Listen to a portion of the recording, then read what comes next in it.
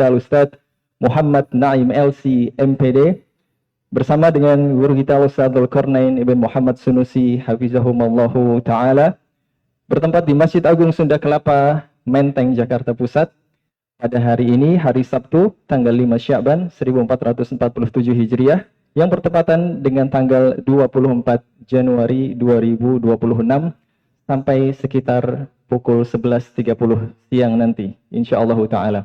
Alhamdulillah, acara ini diselenggarakan oleh Atas Agama Kedutaan Besar Arab Saudi yang bekerja sama dengan Yayasan Islam dan juga Pusdinas, Pusat Pendidikan Agama Islam Al-Quran dan Sunnah, bekerja sama juga dengan Masjid Agung Sunda Kelapa dan juga didukung oleh Hafayu TV dan juga TV An-Nasihah. Jadi acara kita ini juga disiarkan secara live di channel TV An-Nasihah dan juga Hafayu TV. Alhamdulillah, perkenankan kami selaku MC untuk menyampaikan beberapa hal sebelum kita memasuki acara utama. Yang pertama, untuk rundown acara kita pada hari ini, setelah pembukaan oleh MC, kita akan menyimak tilawah Al-Quran dan juga terjemahannya oleh Al-Ustadz Abdurrahim Ibn Sudir, Hafizahullah Ta'ala. Kemudian akan dilanjutkan oleh sambutan dari Atas Agama Kedutaan Besar Arab Saudi atau yang mewakilinya. Kemudian dilanjutkan dengan sambutan Bapak Kiai Haji Soleh Asri MA selaku Wakil Ketua Masjid Agung Sunda Kelapa. Kemudian baru kita akan memasuki dari diskusi panel atau seminar ilmiah ini bersama guru kita Ustadz Muhammad Naim dan juga Ustadz Dzulqarnain Hafizahumallahu Ta'ala. Walhamdulillah.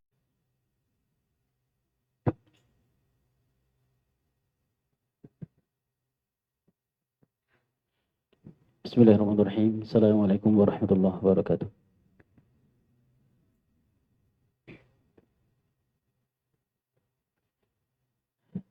أعوذ بالله من الشيطان الرجيم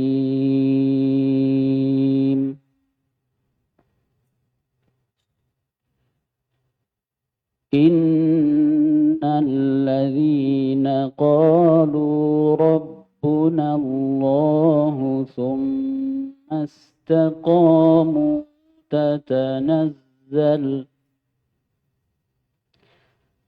تتنزل عليهم الملائكة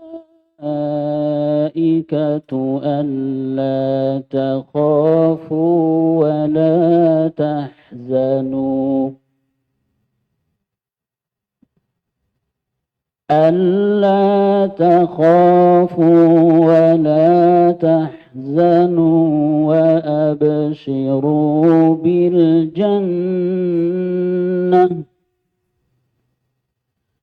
وأبشروا بالجنة التي كنتم توعدون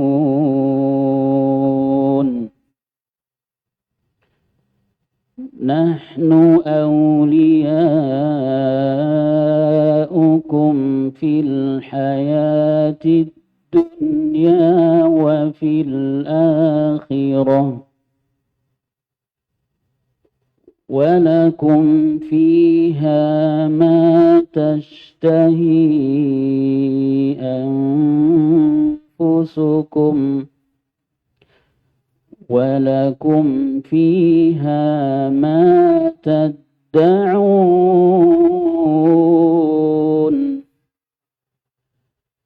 نزلا من غفور رحيم ومن أحسن قولا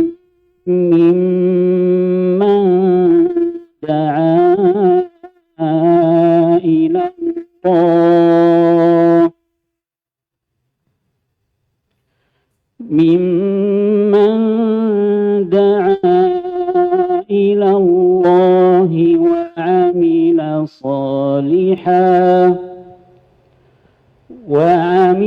صالحا وقال إنني من المسلمين المسلمين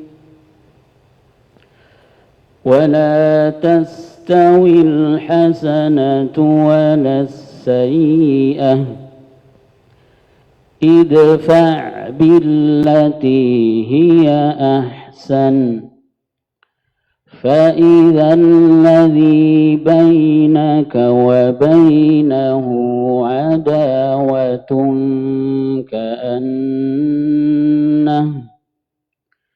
كأنه ولي حميم وما يلقاها إلا الذين صبروا وما يلقاها إلا ذو حظ عظيم. Assalamualaikum warahmatullahi wabarakatuh.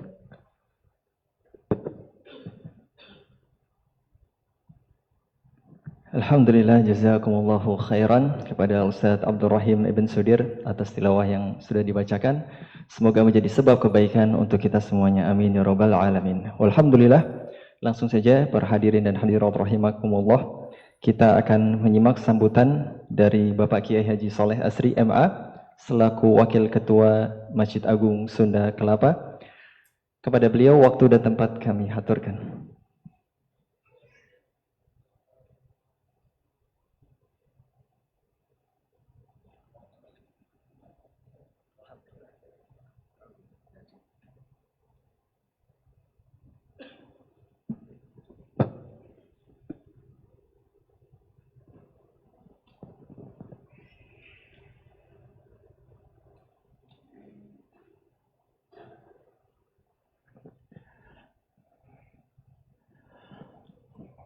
Assalamualaikum warahmatullahi wabarakatuh.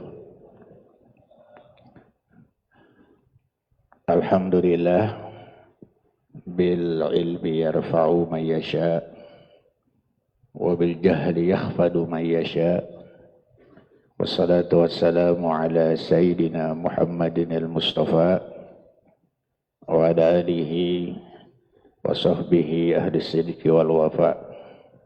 فقال الله تعالى في القرآن الكريم وهو أصدق القائلين أعوذ بالله من الشيطان الرجيم بسم الله الرحمن الرحيم يرفع الله الذين آمنوا منكم والذين أوتوا العلم درجات صدق الله العظيم. Bapak, Ibu, hadirin, hadirat, jamaah yang insya Allah dirahmati, diberkahi, dan disayangi Allah Subhanahu wa Ta'ala, yang sama-sama kita hormati dan kita muliakan para alim ulama, para asatidzah dan ustazat yang hadir pada kesempatan pagi hari ini. Wabil khusus al-muhadir Bapak Kiai Haji Muhammad Naim ya Pak. Mohon izin kalau ada salah nyebut karena baru pertama kali ketemu, jadi masih banyak lupanya daripada ingatnya Kiai. Kalau saya dengan istri nggak pernah lupa karena sering ketemu. Ini beliau baru ketemu. Jadi kalau ada salah ucap, salah sebut Pak Kiai, mohon maaf namanya. Demikian juga beliau ini sebagai mudir Ma'had Solo ya. Oh Al-Madinah ya, Al-Madinah Solo. Jadi nanti kalau bapak-bapak ke Solo bisa mampir ke Ma'had beliau, insya Allah gitu. Demikian juga nanti ada muhadir kita, narsum kita yang kedua, Al-Mukarram Bapak Kiai Haji Zulkarnain, mudir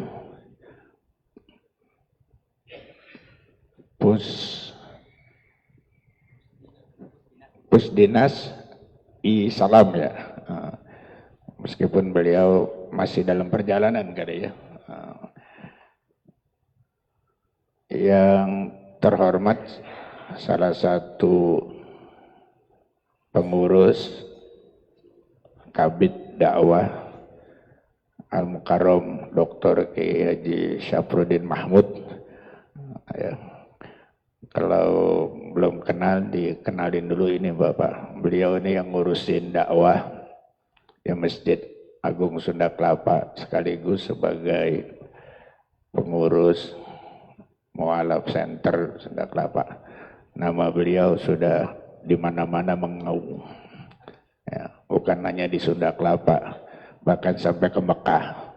Nanti ketemu di Madinah, Pak Ustadz itu ya, insya Allah. Bapak Ibu jamaah peserta seminar yang dimuliakan oleh Allah.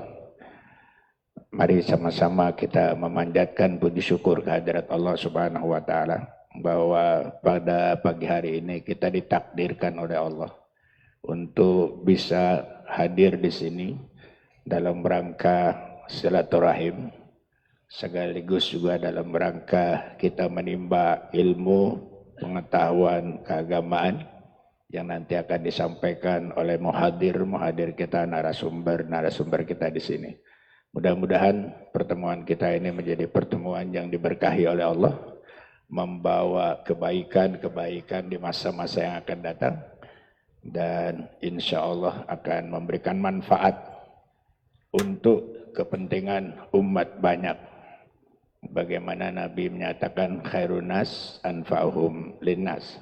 Sebaik-baik manusia adalah yang banyak memberikan manfaat kepada orang lain.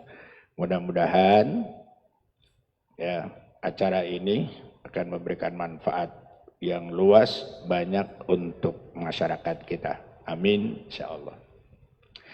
Bapak jamaah yang dirahmati oleh Allah Subhanahu wa taala, atas nama pengurus Masjid Agung Sunda Kelapa menyampaikan ucapan ahlan wa sahlan wa marhaban bihudurikum wa qudumikum fi hadal masjid. Selamat datang kepada Bapak Ibu peserta seminar di Masjid Agung Sunda Kelapa. Kami merasa bahagia, kami juga merasa senang pertemuan ini, silaturahim ini, karena dalam rangka kita menjalin ukhuwah persaudaraan kita sesama kita, wabil khusus kepada Atasnya Kedutaan Agama Arab Saudi yang insya Allah sebentar lagi beliau akan hadir bersama-sama kita untuk memakmurkan dan meramaikan acara seminar kita pada hari ini. Ini judul yang sangat menarik ya Pak Ustadz. Judulnya Husnul Khotimah. Enggak ada orang yang kepengen Su'ul Khotimah. Semuanya maunya Husnul Khotimah itu. Dengan sebab-sebabnya bagaimana kita meraih Husnul Khotimah dan apa-apa saja penghalangnya untuk mendapatkan dan mencapai Husnul Khotimah. Tapi kalau saya melihat peserta-peserta ini muka-mukanya adalah muka-muka orang yang dapat Husnul Khotimah. Insya Allah. Nah Bapak, Husnul Khotimah itu bukan berarti di akhir hayat kita saja, tetapi memang setiap aktivitas, kegiatan yang kita lakukan, kita berharap di akhirnya mendapatkan Husnul Khotimah.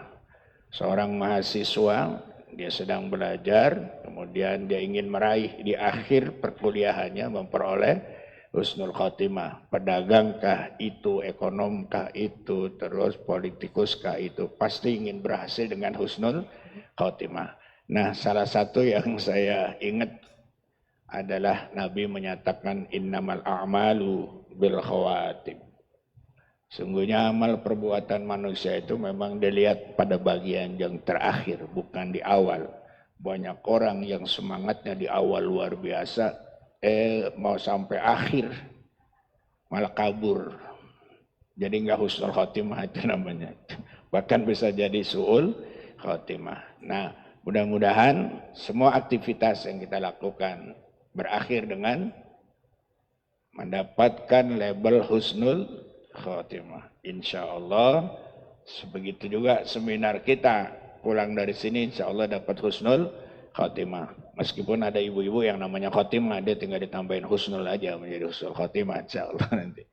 Nah, Bapak Ibu jamaah yang dirahmati oleh Allah Subhanahu wa taala, atas nama pengurus Masjid Agung Sunda Kelapa yang seyogianya disampaikan oleh Dewan Pengurus, Ketua Dewan Pengurus, tapi karena beliau sedang berada di luar kota sehingga diberikan wakil untuk menyampaikan sambutan acara seminar pada pagi hari ini. Karena itu beliau menyampaikan salam kepada para peserta, kepada para jamaah hadirin hadirat dengan ucapan Assalamualaikum warahmatullahi wabarakatuh. Doakan mudah-mudahan beliau sehat, lalu semua aktivitasnya dipermudah dan digampangkan oleh Allah Subhanahu wa taala. Nah, Bapak, Ibu, hadirin hadirat jamaah yang dirahmati oleh Allah, jika di sana sini ada kekurangan, kekhilafan, baik dalam rangka kami menyambut duyuf ini, para tetamu dan undangan, kalau di sana sini ada kekurangan, mohon dibukakan pintu maaf yang seluas-luasnya. Kami udah berusaha maksimal bagaimana untuk melayani para tamu, agar tamu yang datang juga jadi senang, tapi inilah apa adanya. Oleh sebab itu dimohonkan untuk bapak-bapak, ibu-ibu, keredoan dan keikhlasannya untuk memaafkan jika di sana sini ada kekurangan. Ahlan wa sahlan wa marhaban, selamat datang kepada Ustadz dan mau hadir ya nanti insya Allah menjadi narasumber kita ini. Barangkali ini Bapak Ibu yang dirahmati oleh Allah Subhanahu wa taala, mudah-mudahan ibu-ibu senang ya Bu. Nggak ada yang jawab juga kayaknya ibu-ibu. Bapak-bapak senang kan ada di sini? Insya Allah. Karena pertemuan kita ini pertemuan yang membawa rahmat. Satu dengan yang lainnya. Muslim ketemu Muslim pasti akan membawa kebaikan dan rahmat satu dengan yang lainnya. Ketemu kita berkah. Insya Allah kita berpisah dari sini juga akan membawa keberkahan-keberkahan yang melimpah dari Allah Subhanahu wa taala. Saya kira ini yang bisa disampaikan. Sekali lagi kami sampaikan ucapan selamat datang dan permohonan maaf yang setinggi-tingginya jika ada kekurangan-kekurangan kami dalam melayani para tetamu. Karena jujur saja kami ini hanya bisa mengundang tamu, tapi tidak pandai melayani tamu. Demikian, hadanallah wa iyyakum ajmain. Wassalamualaikum warahmatullahi wabarakatuh. Waalaikumsalam warahmatullahi wabarakatuh. Kami ucapkan jazakumullah khairan kepada Bapak Kiai Haji Saleh Asri MA selaku Wakil Ketua 1 Masjid Agung Sunda Kelapa atas sambutannya. Alhamdulillah, kepada para hadirin dan hadirat rahimani wa rahimakumullah. Kita akan memasuki dari seminar ilmiah dari sesi yang utama, yakni sesi yang pertama akan disampaikan oleh guru kita Ustadz Muhammad Naim LC MPD. Beliau adalah selaku pengasuh Pondok Pesantren Al-Madinah di Kota Solo. Dengan tema seminar ilmiah ini Husnul Khatimah, sebab-sebab dan penghalangnya, kepada Ustadz bisa menempati tempat yang disediakan dan memulai dari seminar kita ini untuk sesi yang pertama. Untuk sesi yang kedua insya Allah nanti akan disampaikan oleh Ustadz Dzulqarnain Ibn Muhammad Sunusi Hafizahullahu Ta'ala. Kepada Ustadz dan tempat kami persilahkan. Falyatafaddal masykur.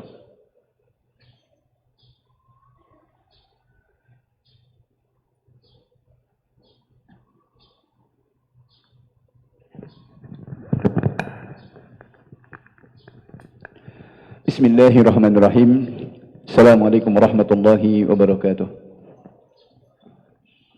Alhamdulillahirabbil alamin.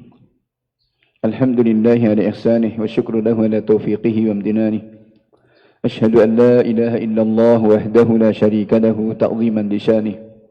وأشهد أن محمدا عبده ورسوله الداعي إلى رضوانه صلى الله عليه وعلى آله وأصحابه وإخوانه أما بعد. Yang kami hormati Bapak Kiai Soleh selaku pengurus Masjid Besar Masjid Agung Sunda Kelapa. Demikian pula Dr. Fahrudin hafizahullah ta'ala yang kami hormati, dan seluruh pengurus Masjid Agung Sunda Kelapa yang telah banyak memberikan waktu dan kesempatan khususnya untuk kami bisa bersilaturahim dan juga bisa bermuajahah dengan ikhwah dan akhwat para jamaah sekalian. Tak lupa juga kami mengucapkan terima kasih kepada atasan agama yang telah memberikan dukungan besar dalam acara ini, juga dari Pusdinas dan Yayasan Isalam. Alhamdulillah. Yang pertama dan utama para jamaah sekalian, mari kita senantiasa menjadikan syukur kita kehadirat Allah Subhanahu wa taala atas segala kenikmatan yang senantiasa dilimpahkan kepada kita, terkhusus pada kesempatan siang hari ini dengan izin Allah dan taufiknya pula kita bisa berkumpul di tempat yang mulia ini. Harapan kita tiada lain adalah untuk mengais kebaikan dan juga mencoba untuk meretas jalan sebagaimana tajuk yang insyaallah akan kita bawakan pada kesempatan ini, meretas jalan menuju husnul khatimah. Maka Bapak Ibu dan para jamaah sekalian yang dirahmati Allah Subhanahu wa taala, ini adalah permasalahan yang sangat penting untuk senantiasa kita cermati, kita tadabburi, ya. Karena tentunya tidak ada yang menginginkan untuk sebaliknya, ya. Namun semua itu adalah perlu untuk kemudian kita ilmui dan kita cermati. Harapan tentunya besar, ya, untuk kita bisa mendapatkan itu. Namun sekali lagi,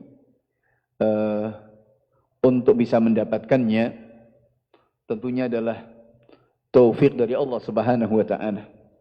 Dan itu juga perlu untuk kita retas jalan menuju kepada husnul khatimah ini.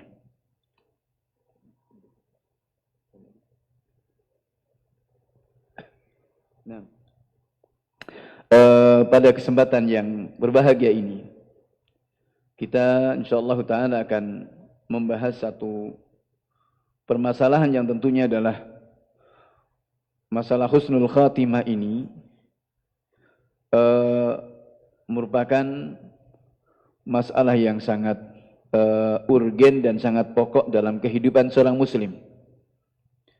Karena ini berkaitan langsung dengan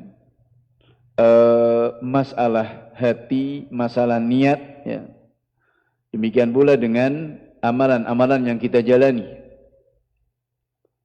Tentunya bagaimana untuk kita bisa sabat, ya, bisa istiqamah di atas jalan yang benar, untuk kita senantiasa bisa beramal dengan amalan-amalan yang saleh.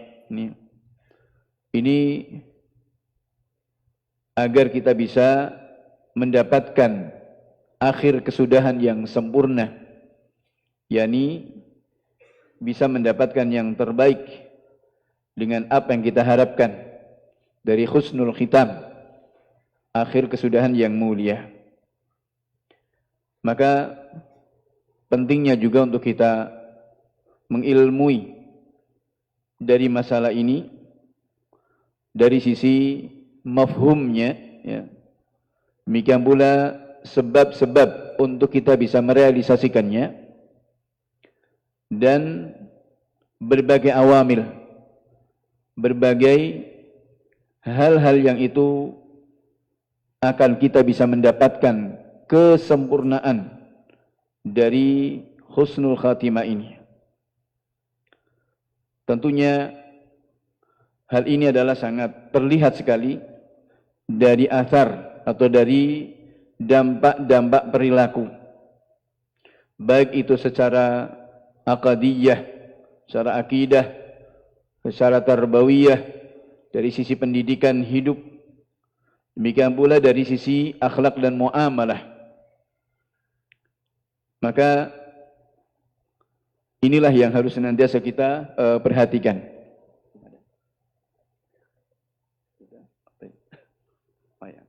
Nah, Bapak Ibu dan saudara sekalian, para jamaah rahmat Allah Subhanahu wa taala. Yang pertama berkaitan dengan mafhum dari husnul khatimah ini. Apa yang bisa kita pahami dari makna husnul khatimah? Kalau dia dari secara bahasa, khatimah, al-khatimah ini adalah berarti an-nihayah wal iqabah. Bagaimana akhir dari kesudahan. Maka dikatakan khatamu syai'. Khatmu syai', yani idza balagha akhiruhu. Khatmu syai', yani penutupan sesuatu ini jika memang sudah berakhir masanya. Maka husnul khatimah ini adalah tentunya adalah nihayat thayyibah, yakni akhir kehidupan yang baik dan akhir kehidupan yang diberkahi. Maka husnul khatimah ini adalah anugerah dari Allah Subhanahu wa taala kepada seorang hamba untuk kemudian diambil oleh Allah, menjemput kematiannya dalam keadaan yang baik, di atas tauhid, di atas amalan yang saleh, dan di atas Islam, ya. Dan kemudian ditutup dalam ketaatan kepada Allah Subhanahu wa taala, ditutup dalam amalan-amalan yang diridhai oleh Allah Subhanahu wa taala. Maka ini tentunya yang kita inginkan dan harapan bagi setiap mukmin untuk bisa mendapatkan akhir kesudahan yang indah. Dan tentunya semua itu Al-Quran dan sunnah-sunnah Nabi alaihi salatu wassalam telah syarat dan penuh dengan baik itu anjuran, bahkan perintah ataupun tuntutan untuk kita supaya mendapatkan akhir kesudahan yang baik ini. Sebagaimana juga ayat yang tadi dibacakan oleh qari kita, hafizahullah ta'ala. Dan ini bisyarah, berita gembira dari firman Allah Subhanahu wa taala, innal ladzina qalu rabbuna Allah. Mengucapkan rabbuna Allah mudah. Tapi berikutnya tsumma istaqamu, nah ini untuk istiqamah di atas rabbuna Allah, ini yang perlu perjuangan, perlu kita retas. Karena mengatakan rabbuna Allah dan hati manusia, sebagaimana disabdakan Nabi alaihi salatu wassalam, qulubu bani Adam baina usba'i min asabi'ir rahman yuqallibu kaifa yasha. Hati manusia itu di antara dua jari-jari Allah. Allah Subhanahu wa taala Maha Kuasa untuk membolak-balikkan hati manusia sesuai dengan apa yang Allah Subhanahu wa taala kehendaki. Maka inilah yang kita senantiasa minta kepada Allah agar diberikan sabat, diberikan istiqamah di atas jalan Allah Subhanahu wa taala. Dan ini yang menjadikan kita was-was, ya, harap-harap cemas dari apa yang Allah Subhanahu wa taala berikan kabar gembira ini.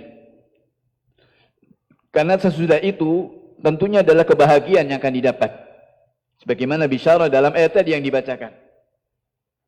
Apa kata Allah? Tatanazzalu alaihimul malaikah. Turun malaikat pada mereka, memberi kabar gembira. Alla takhafu wa la tahzanu. Jangan takut, jangan sedih. Wa abshiru, bergembiralah.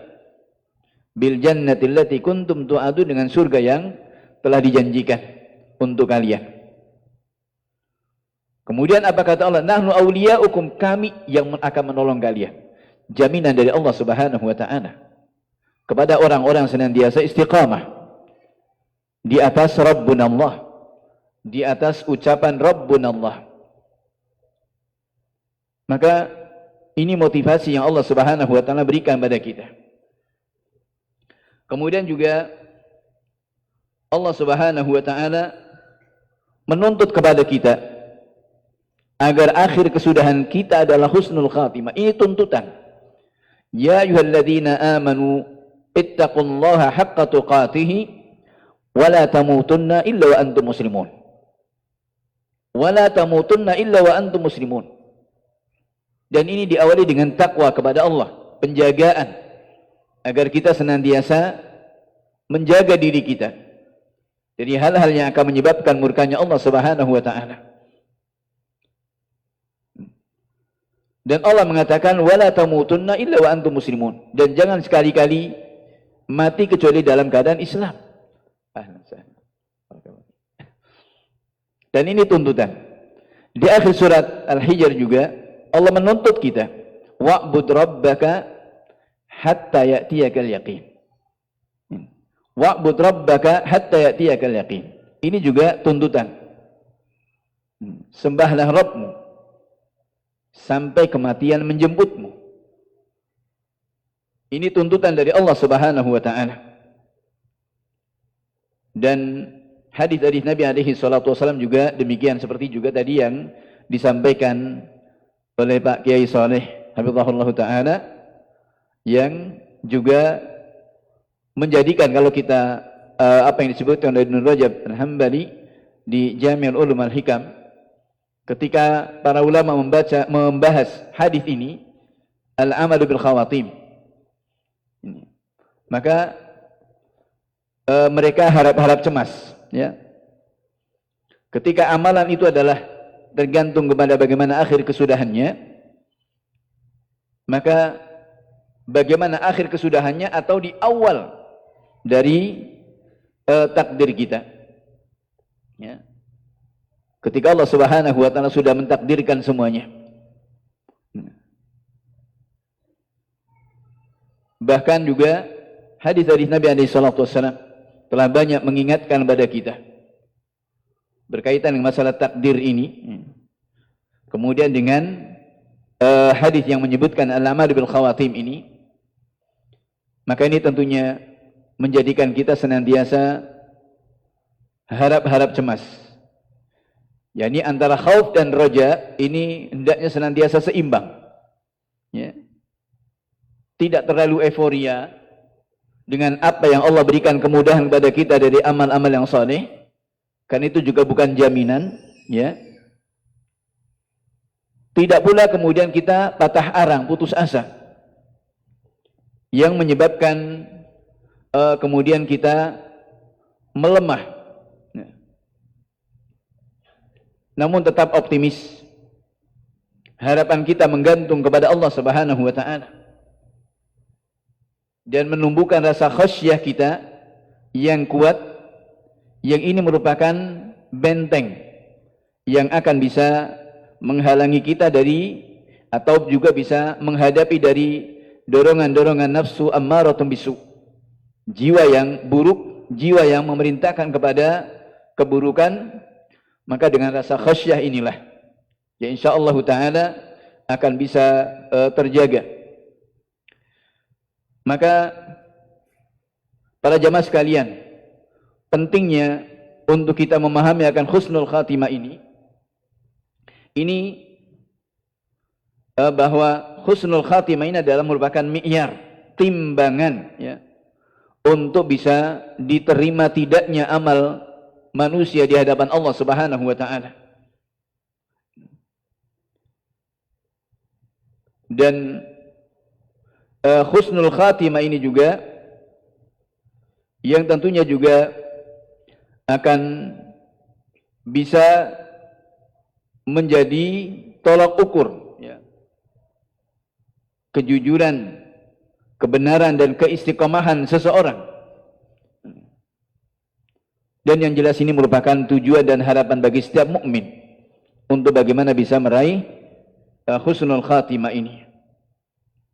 Karena dengan itu tentunya adalah kesuksesan yang akan didapatkan dunia dan akhiratnya. Tentunya setelah akhir kesudahannya, setelah kematiannya, tentunya ini adalah yang sebagaimana bisyarah, berita gembira yang Allah Subhanahu wa taala habarkan kepada kita. Kemudian hadirin wa hadirat rahimani wa rahimakumullah, tentunya juga perlu untuk kita pahami berkaitan dengan sebab-sebab dari husnul khatimah ini. Yang pertama adalah dari sebab aqadiyah. Ini prinsip dasarnya. Bagaimana untuk kita merealisasikan tauhid kita kepada Allah Subhanahu wa taala yang tidak dikotori dengan kesyirikan. Keikhlasan kita kepada Allah Subhanahu wa taala dalam ibadah kita. Ini yang sangat urgen. Karena Allah Subhanahu wa taala merintahkan itu, wa ma umiru illa liya'budullaha mukhlishina lahuddin. Tidaklah mereka diperintahkan kecuali untuk menghamba kepada Allah Subhanahu wa taala. Mukhlishina lahuddin, dengan mengikhlaskan agama ini hanya untuk Allah Subhanahu wa taala. Artinya segala gerak-gerik kita adalah hanya untuk Allah Subhanahu wa taala, dan ini indahnya seorang mukmin. Indahnya dan mulianya seorang mukmin, di mana semua gerak-geriknya akan bernilai ibadah. Tidur atau diam dan bergeraknya adalah ibadah. Senang dan susahnya adalah kebaikan. Ini manakala kita mengikuti koridor yang telah digariskan oleh Al-Quran dan sunnah-sunnah Nabi alaihi salatu wassalam.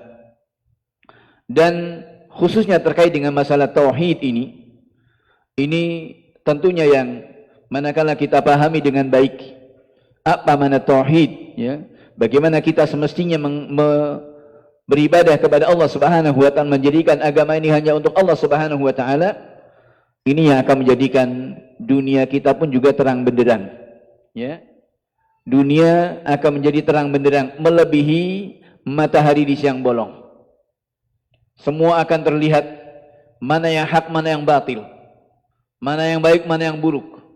Ini akan terlihat dengan jelas manakala seseorang itu benar-benar memahami akan hakikat dari tauhid kita kepada Allah Subhanahu wa taala dan keikhlasan kita kepada Allah Subhanahu wa taala. Maka itu diantaranya Syekhul Islam Ibnu Taimiyah rahimahullahu taala menyebutkan a'dhamu asbabis sabat, merupakan sebab kekokohan hati yang paling besar adalah husnul tauhid. Bagaimana baiknya tauhid kita kepada Allah Subhanahu wa taala dan keikhlasan kita kepada Allah Subhanahu wa taala. Ini yang pertama. Yang kedua adalah salamatul aqidah.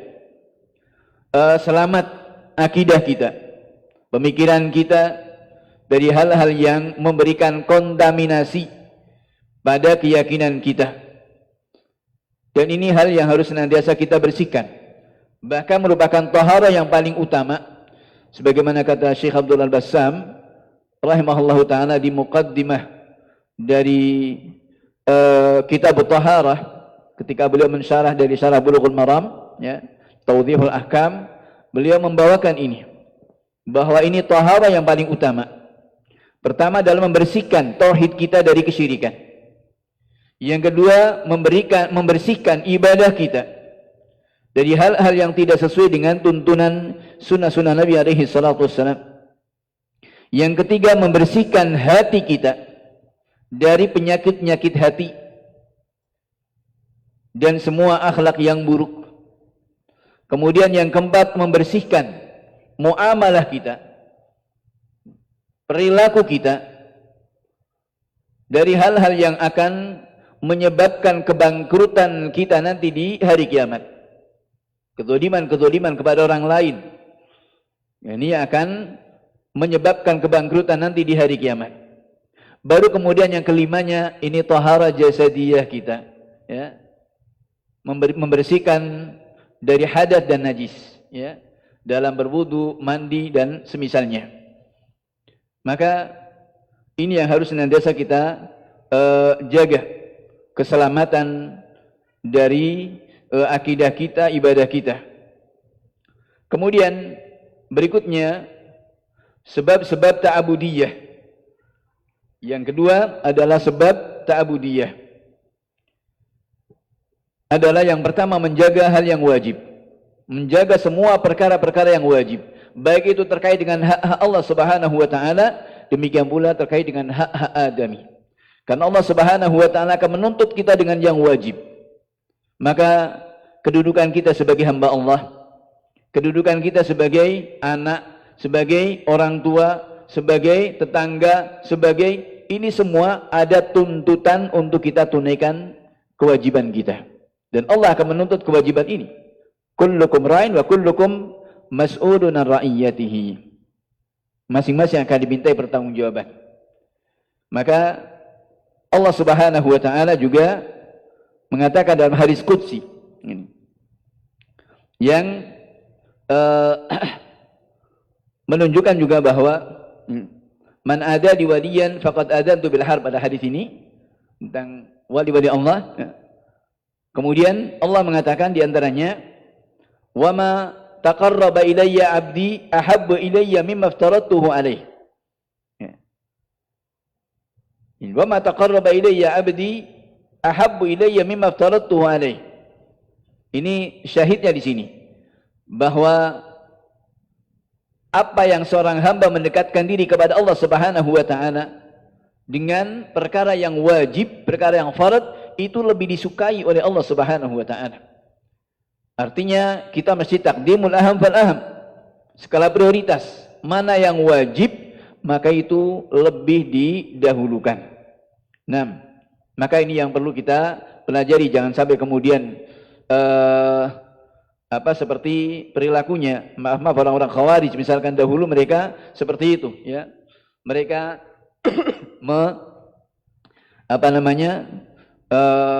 dengan yang wajib mereka mereka sia-siakan. Kemudian juga sementara yang pokok mereka sia-siakan.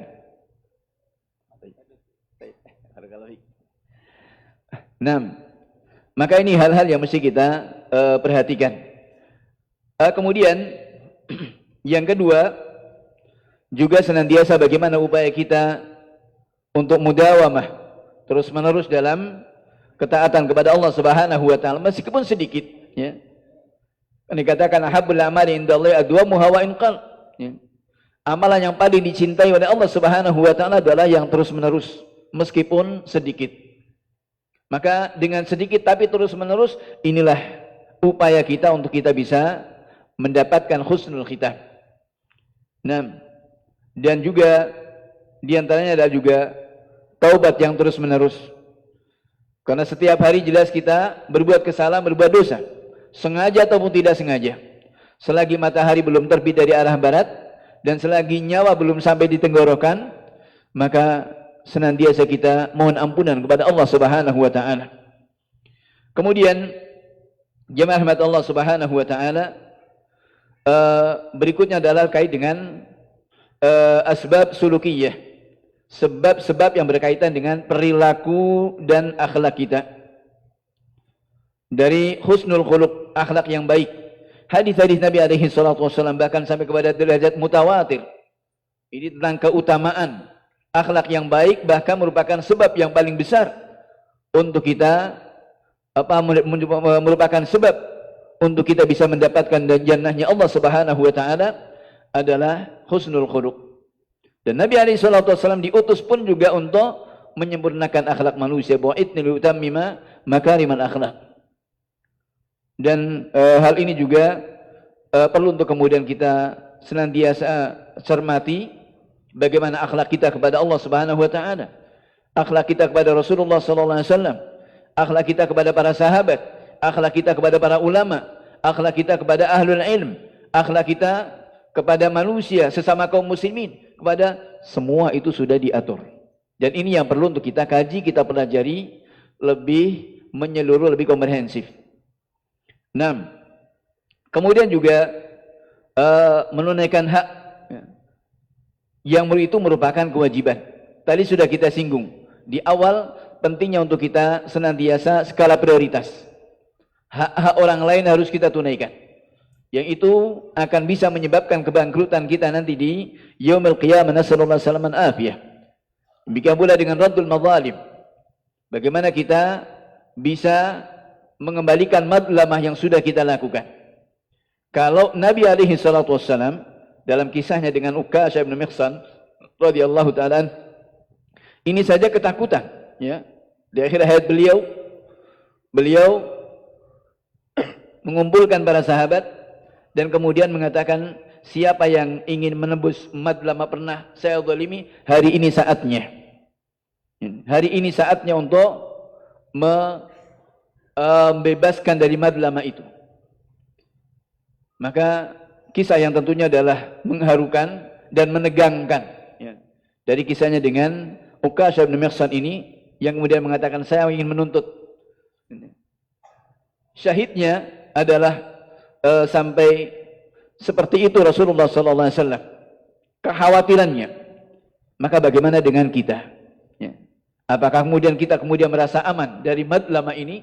Ini yang harus senantiasa kita perhatikan. Apalagi kemudian perseteruan, ya, perseteruan yang terus menerus, yang tentunya kita khawatirkan akan menyebabkan amalan-amalan kita akan terhalangi, tidak akan sampai kepada Allah Subhanahu wa taala. Di saat Allah Subhanahu wa taala mengatakan, ilaihi yas'adul kalimut thayyib wal amalu shalihu yarfa'uh. Kepada Allah Subhanahu wa taala akan diangkat al-kalimut thayyib, semua perkataan yang baik, dan amal-amal saleh pun sampai kepada Allah Subhanahu wa taala. Ucapan-ucapan yang baik akan naik dan amal-amal saleh pun juga akan diangkat. Namun itu semuanya akan terhalangi manakala masih ada perseteruan. Allah Subhanahu wa taala mengatakan, tadiru hatta yastaliha. Tunggu sampai kemudian keduanya berdamai. Maka ini hal-hal juga mesti menjadi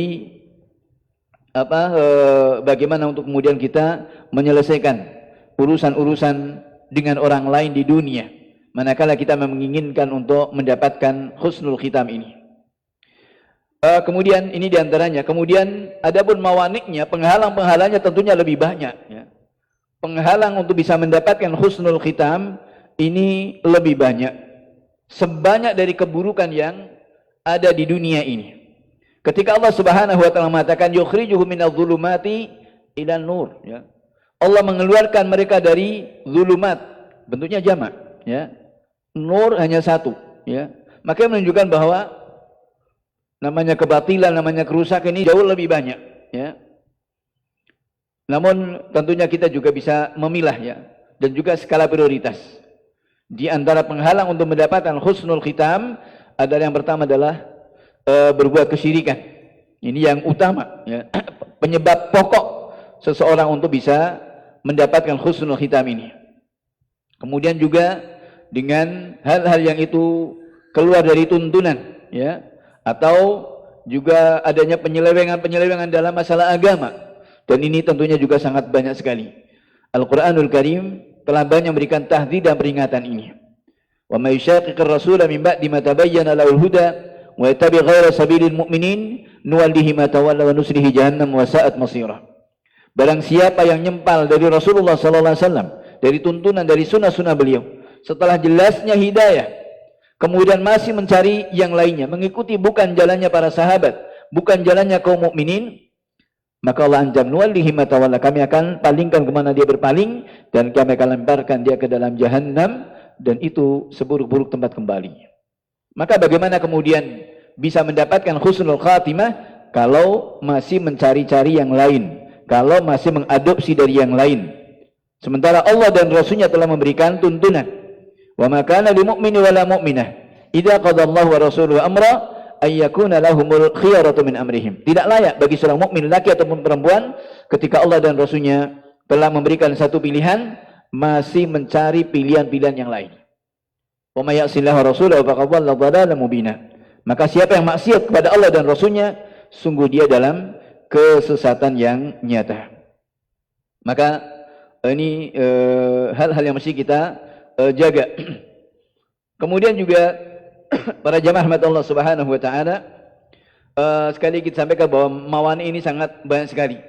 Kemudian juga dari mawani sulukiyah, dari akhlak, kemaksiatan, kezaliman, makan harta orang dengan cara-cara yang batil, dan ini sangat marak sekali.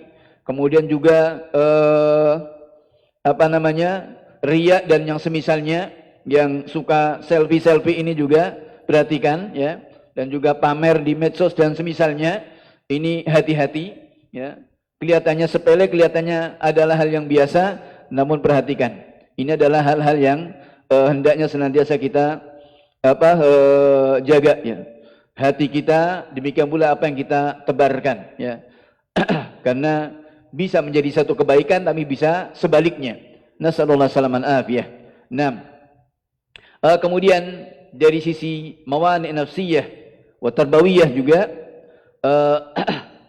tentunya kelalaian-kelalaian dari Allah Subhanahu wa taala, dan juga mengingat kepada akhirat.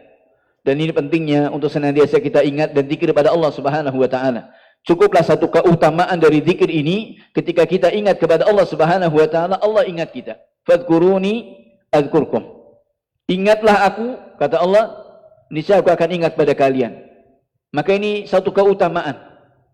Kalau seandainya tidak ada keutamaan dari zikir kecuali ini sudah cukup. Wa illa, keutamaan zikir itu sangat banyak sekali. Ya. Namun kalau tidak ada keutamaan dari zikir kecuali Allah akan mengingat kita, ya. Khususnya di saat-saat kita berat, di saat kita galau, di saat kita dalam kesulitan. Maka ini sudah cukup sebagai satu keutamaan yang menghasung kita untuk senantiasa zikir kepada Allah Subhanahu wa taala. Rasulullah mengatakan, ta'arraf billahi fir raha ya'rifka fi syiddah. Kenalilah Allah di saat engkau dalam keadaan sehat, dalam keadaan bahagia, dalam keadaan sejahtera, pastilah Allah Subhanahu wa taala ingat di saat engkau dalam keadaan sulit dan dalam keadaan galau. Kemudian juga di antara mawani'nya tulul amal, yakni berangan-angan, ya, banyak bermimpi. Ya, mimpi bolehlah, ya. Tapi jangan sampai kemudian harus realistis, ya. Mimpi terkadang menjadi motivasi, ya. Menjadi motivasi untuk kita maju, untuk kita berkembang, untuk kita mau bergerak. Namun sekali lagi, mimpi juga harus realistis, ya. Dan juga harus mengikuti koridor yang ada, ya, untuk bagaimana kita meraih mimpi-mimpi kita. Dan mimpi kita paling utama tentunya di sini adalah bagaimana mendapatkan husnul khitam ini. Dan ini tentunya adalah menjadi harapan besar bagi siapapun seorang yang masih di hatinya ada keimanan. Kemudian di antara mawani berikutnya adalah hubbud dunya, ya. Cinta kepada dunia dan selalu menggantung kepada dunia ini. Dan ini hal yang terkadang Allah Subhanahu wa taala telah menyebutkan dalam ayatnya, tuhibbunal mala hubban jamma, ya. Kalian mencintai harta dengan kecintaan yang besar. Namun kita lihat bagaimana para sahabat radhiyallahu taala yang mendapatkan didikan Nabi alaihi salatu wasallam, mereka menjadikan dunia itu ada di tangan mereka, tidak di hatinya. Ya. Menjadikan dunia itu di tangan mereka dan tidak di hatinya. Bukan berarti kalimat hubbud dunya ini bukan berarti seorang tidak boleh kaya. Bahkan semestinya, ya. Seorang muslim yang kaya tapi beriman, bertakwa jelas lebih baik. Karena tentunya kekayaannya, dunianya pasti akan dibelanjakan di jalan Allah Subhanahu wa taala. Dan kita lihat para sahabat, mereka adalah miliarder. Namun kita lihat mereka adalah orang-orang yang zuhud dengan dunia, dan mereka sangat rakus dengan akhiratnya, dengan surga.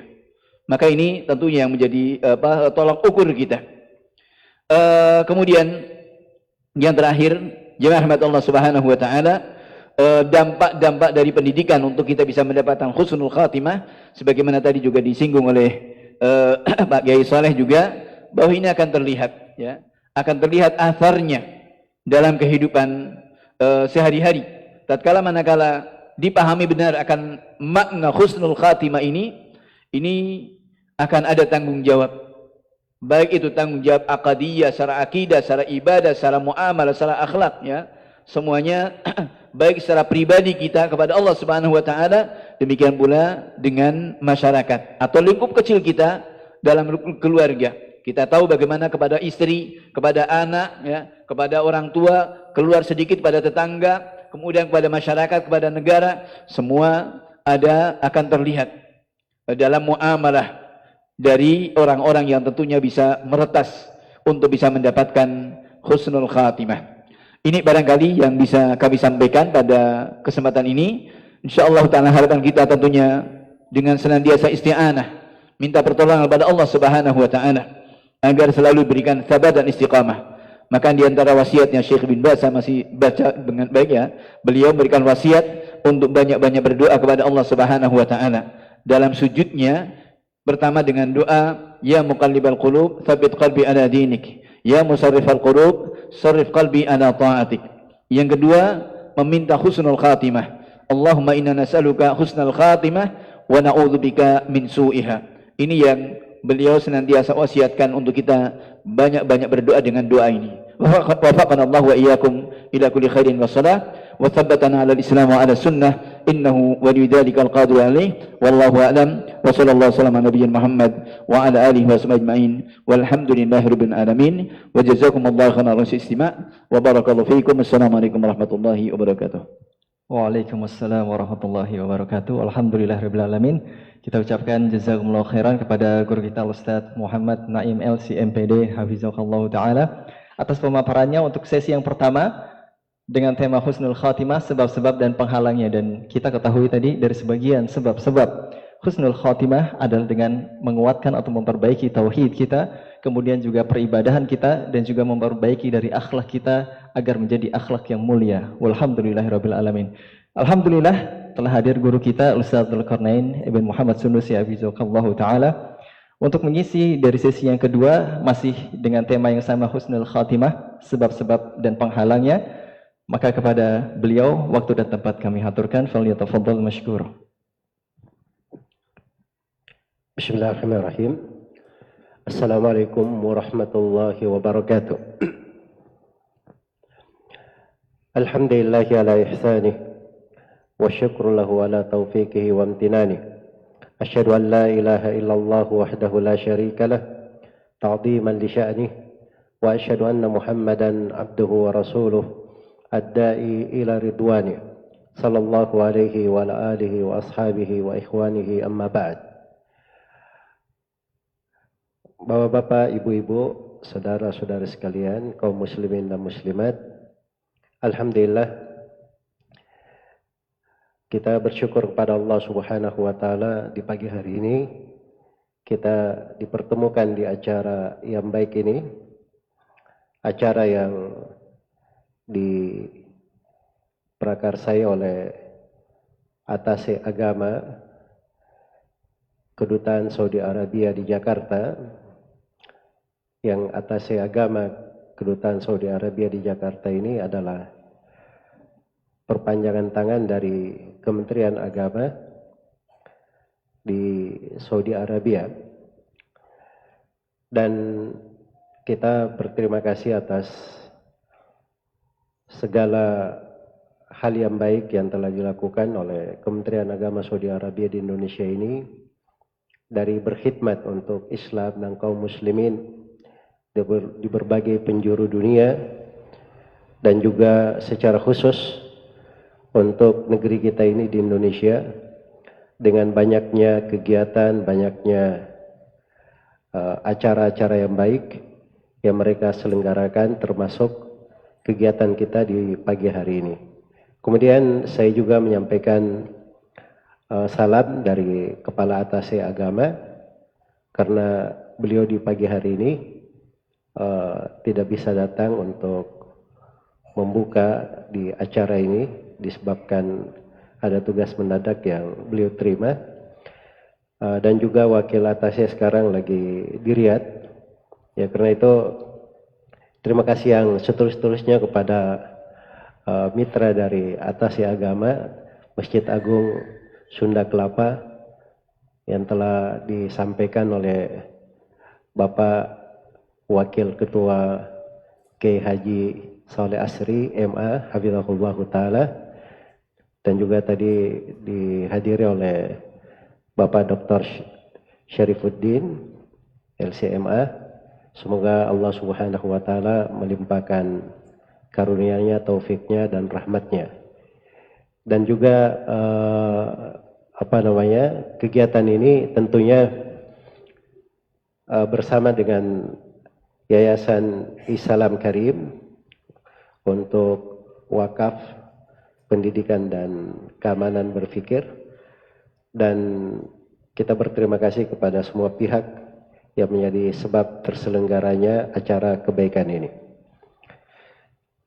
Terkait dengan tema pembahasan ini tema dari ruh kehidupan. Jadi jangan lihat husnul khatimah akhirnya. Itu adalah sebuah buah. Sesuatu yang ingin kita raih. Tapi lihat bahwa husnul khatimah ini itu adalah proses kehidupan. Di mana hidup ini, dari apa yang kita kerjakan, itulah yang mengarah kepada khatimah kita, kepada akhir kita. Jadi tema ini, itu adalah tema motivasi terkuat untuk sebuah kehidupan yang baik. Dan ini mana? Itu terlihat di dalam kehidupan Nabi Sallallahu Alaihi Wasallam dan para sahabatnya. Makanya turun hujan saja, seperti sekarang banyak turun hujan ya. Nabi Sallallahu Alaihi Wasallam kadang beliau menyingkap sebagian lengan tangannya supaya air hujan itu langsung menimpa badannya. Ketika ditanyakan kepada beliau, kata beliau, innahu hadithu ahdin bi rabbih. Sungguhnya hujan ini dekat masanya dari Rabb-nya. Dia dari langit turun ke bawah. Maksudnya dia belum lama di atas. Dekat dari Allah turun ke bawah. Itu kecintaan di dalam hati bergelora. Lihat sesuatu dari tanda keagungan dan kebesaran Allah.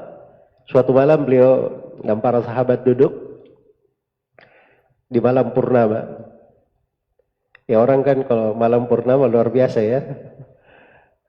Cerahnya, indahnya, mungkin banyak yang selfie apa segala macam ya di masa sekarang. Iya. Tapi Nabi Sallallahu Alaihi Wasallam berkata kepada para sahabat, innakum satarawna rabbakum kama tarawna al-qamara lailatal badr. Sungguhnya kalian akan melihat Rabb kalian sebagaimana kalian melihat bulan ini di malam purnama. Kalian jelas melihatnya, kalian juga akan melihat kepada Allah jelas di hari kiamat. Jadi sesuatu di dunia dijadikan untuk mengingat apa? Mengingat akhirat. Mengingat akhirat. Dan ini tidak kelihatan di hari-hari kehidupan orang beraktivitas, bekerja dan seterusnya. Tapi ada hal-hal di dalam diri seorang mukmin dan mukminah itu melekat. Karena dia tahu di mana akhirnya. Dia akan kemana setelah dunia ini. Mereka sadar bahwa dunia ini adalah tempat untuk beramal, bersiap, berbekal. Dan ada persinggahan terakhir. Untuk persinggahan terakhir itulah, disitulah seluruh kehidupan. Dia peruntukkan bagaimana dia bisa husnul khatimah. Dia bisa husnul khatimah. Dan ini yang berjalan di tengah para as-salaf rahimahumullahu ta'ala. Ini satu sudut pentingnya pembahasan. Karena ini ruh kehidupan, motivasi terindah di dalam hidup. Banyak mengingat tentang apa? Bagaimana kita memperindah amalan kita, memperbaik amalan kita, agar supaya kita mendapati akhir yang terbaik pula. Sudut yang kedua, sudah diterangkan oleh Ustadz kita tadi, bahwa ciri kehidupan yang baik itu adalah penutup yang terbaik pula. Dan tadi dari Pak Kiai Saleh kita dengarkan ya, hadits Rasulullah sallallahu alaihi wasallam di Sahih Al-Bukhari, di mana Nabi sallallahu alaihi wasallam bersabda, "Wa innamal a'malu bil khawatim." Sungguhnya amalan-amalan itu tergantung pada penutupnya. Jadi ada anjuran-anjuran di dalam syariat, perintah-perintah di dalam syariat. Dan perintah-perintah ini namanya pegangan hidup. Harus kita berjalan di atasnya. Dan itu adalah kondisi para nabi dan para rasul. Kondisi para nabi dan para rasul. Karena itu mereka berwasiat kepada putra-putranya pun seperti itu.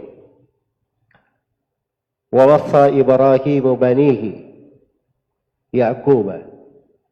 Apa namanya? Am kuntum syuhada id hadara Ya'qub al-maut id qala li banihi ma ta'buduna min ba'di.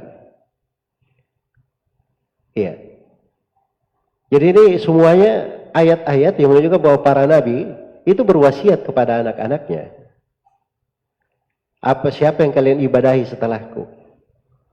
Jangan kalian mati kecuali kalian sebagai seorang muslim. Itu para nabi dan para rasul. Dan pemimpin para nabi dan para rasul adalah nabi kita Nabi Muhammad sallallahu alaihi wasallam.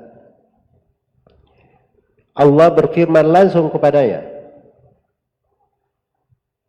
wa'budu rabbaka hatta ya'tiyakal yaqin. Beribadalah engkau kepada Rabbmu sampai kematian datang menjemputmu. Dan Allah berfirman kepadanya, fa idza faraghta fansab wa ila rabbika farghab. Kalau kamu sudah selesai wahai Nabi Muhammad, berdiri, lakukan ibadah yang lain.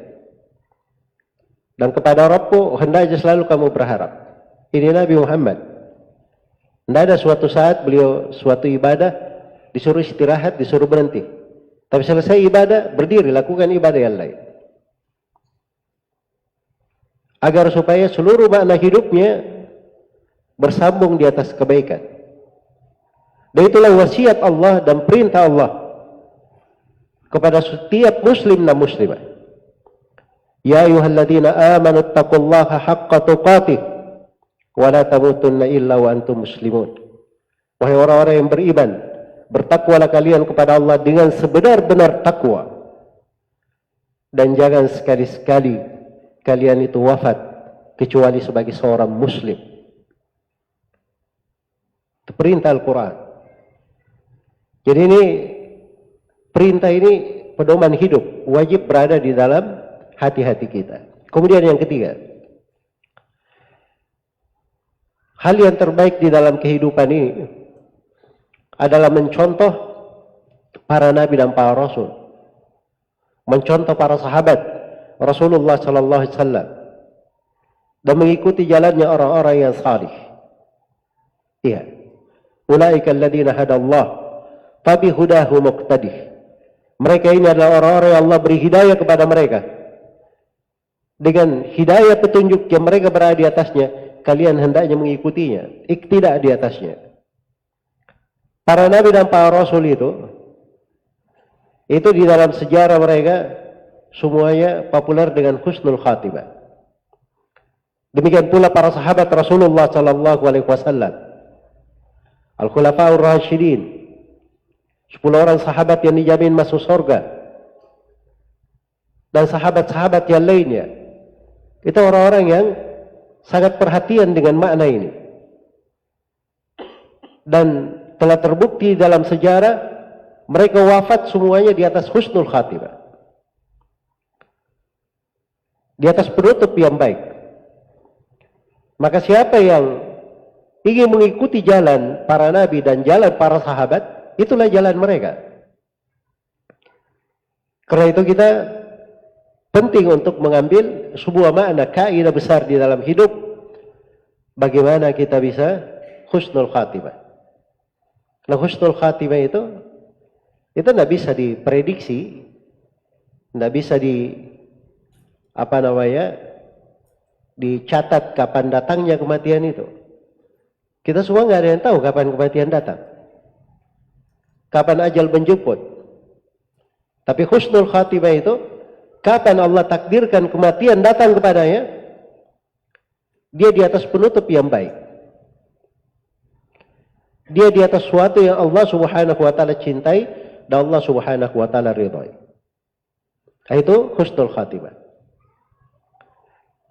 Dan telah kita dengarkan dari Ustadz kita, Ustadz Muhammad Naim, hafizahullah ta'ala, kaidah-kaidah besar ya di dalam husnul khatimah. Iya. Dari pokok-pokok sebab di dalam hal tersebut. Dan tentunya tidak perlu kita cerita ya tentang banyaknya keindahan husnul khatimah, ciri-cirinya, ya. Jenis dari amalan-amalan yang menyebabkan seorang itu dikatakan oleh Nabi, kalau dia mati di atas begini maka dia mati syahid, kalau dia mati begini maka dia masuk surga dan seterusnya. Tapi ada hal pokok yang ingin kita garis bawahi di sini, supaya menjadi pedoman kita, motivasi tetap di dalam kehidupan kita. Iya. Hal tersebut terkait dengan 3 hal. Sebagaimana agama ini semua itu dibangun di atas 3 hal. Ada yang terkait dengan ucapan, ada yang terkait dengan keyakinan, dan ada yang terkait dengan amalan. Ada yang terkait dengan ucapan, ada yang terkait dengan keyakinan, ada yang terkait dengan amalan. Maka pada 3 hal ini hendaknya seorang hamba memiliki dari ucapan, amalan, dan keyakinan yang menyebabkan dia dicintai dan diridhai oleh Allah Subhanahu wa ta'ala. Benar dan teguh di atas Islam. Sehingga kapanpun kematian datang menjemputnya, dia di atas Islam yang Allah Subhanahu wa ta'ala cintai dan Allah ridhai untuknya. Inna ad-dina indallahil Islam. Sungguhnya agama di sisi Allah itu cuma Islam saja. Dan hanya itu yang bisa menyelamatkan di hari kiamat. Wa may yabtaghi ghairal islami dinan falan yuqbala minhu wa huwa fil akhirati minal khasirin. Barang siapa yang mencari agama selain daripada Islam, tidak akan diterima darinya, dan dia di akhirat termasuk orang-orang yang merugi. Maka ini 3 hal ini kita harus memiliki sesuatu yang melekat padanya, pokok perkara. Dan pada 3 hal ini ada perkara-perkara pokok di dalam agama. Yang terpentingnya adalah bagaimana menegakkan kemurnian ibadah hanya untuk Allah Subhanahu wa ta'ala. Mentauhidkan Allah pada segala hal yang merupakan kekhususan dan haknya yang harus ditunaikan. Siapa yang berada di atas tauhid ini, maka itu adalah pokok kebahagiaannya. Tidak ada yang lebih besar daripada itu. Karena kita dicipta untuk beribadah. Wa ma khalaqatul jinna wal ins illa liya'budun. Tidaklah aku ciptakan jin dan manusia kecuali untuk beribadah kepadaku. Dan kita dicipta untuk selalu beribadah hingga kematian datang menjemput. Wa'budu rabbaka hatta ya'tiyakal yaqin. Dan beribadahlah engkau kepada Rabbmu sampai kematian datang menjemputmu. Sepanjang seorang sudah di atas ibadah, maka itu adalah kebahagiaannya. Karena itu seorang muslim dan muslimah wajib untuk selalu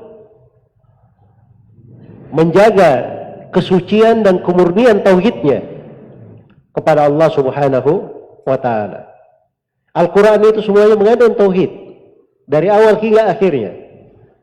Karena dalam Al-Quran kalau tidak dibicarakan tentang keesaan Allah, tidak dibicarakan tentang hak-hak Allah, tidak dibicarakan kecuali bagaimana memurnikan ibadah hanya kepada Allah, dibicarakan bagaimana tauhid bentuk-bentuknya dan bagaimana dasar keabsahannya, diterangkan bagaimana kesempurnaannya yang wajib atau sunnah-sunnahnya, atau diterangkan kebalikannya, lawan dari tauhid, kekufuran, kesyirikan, bagaimana bahayanya, apa sebab-sebabnya, atau diterangkan di dalam Al-Quran pengaruh dari tauhid itu. Kan banyak diterangkan penduduk surga, penduduk neraka, itu pengaruh dari tauhid, dari pasar la ilaha illallah. Sebab dengan kalimat la ilaha illallah, dengan itulah tegak pasar. Ada namanya pasar surga, ada namanya pasar neraka. Itu yang membedakan antara dua jalan. Maka kalau seorang berada di atas tauhid ini, selalu menjaga dan memeliharanya, maka di kondisi apapun ia di dalam kehidupannya dijemput oleh kematian, maka dia biidznillah ta'ala adalah orang berada di husnul khatimah. Itu perkara pokok yang penting untuk dijaga. Kemudian yang kedua dari hal universal yang mencakup seluruh makna husnul khatimah, bahwa untuk husnul khatimah itu seorang perlu mengetahui sebab-sebabnya, amalan-amalannya, apa dari kegiatan yang harus dia lakukan untuk sampai ke sana, dan dia juga harus mengerti apa dari mawani'nya, penghalang-penghalangnya yang menyebabkan dia dijauhkan dari husnul khatimah, dan naudzubillah bisa jatuh ke dalam kebalikannya su'ul khatimah. Itu perlu ilmu namanya, perlu ilmu. Dan dari keindahan agama ini Allah Subhanahu wa ta'ala jadikan sesuatu yang sangat lezat di dalam kehidupan seorang mukmin, ibadah yang sangat menenangkan hati, perkara yang bisa mengobati segala masalah yang dihadapi oleh setiap muslim dan muslimah. Dijadikan hal tersebut pada mempelajari ilmu agama. Itu pintu mempelajari ilmu agama namanya, al-ilm. Karena itu kata para ulama, ma'ubidallahu bi syai'in afdala minal ilm. Tidaklah Allah Subhanahu wa ta'ala diibadahi dengan sesuatu yang lebih utama dan lebih baik daripada apa? Daripada mempelajari ilmu agama. Iya. Karena itu seorang, kalau dia belajar ilmu agama, seorang penuntut ilmu, maka itu pasti di atas kebaikan. Pasti di atas kebaikan. Khairukum man ta'allama al-Qur'ana wa 'allama. Ingin sampai ke derajat yang paling tinggi, dikatakan sebaik-baik kalian adalah siapa yang mempelajari Al-Quran dan siapa yang mengajarkannya. Ingin sampai ke derajat di sekitarnya, Rasulullah bersabda, "May yuridillahu bihi khairan yufaqqihhu fid-din." Siapa yang Allah kehendaki padanya kebaikan, maka Allah akan buat dia faqih dalam agama. Itu lebih luas lagi cakupannya. Dibuat faqih dalam agama, dia memahami agama. Apakah dia sebagai seorang yang belajar, dia mengajarkannya, dia cinta kepada ilmu, senang mendengarkannya, senang hadir di dalamnya. Semuanya tercakup di dalam kebaikan.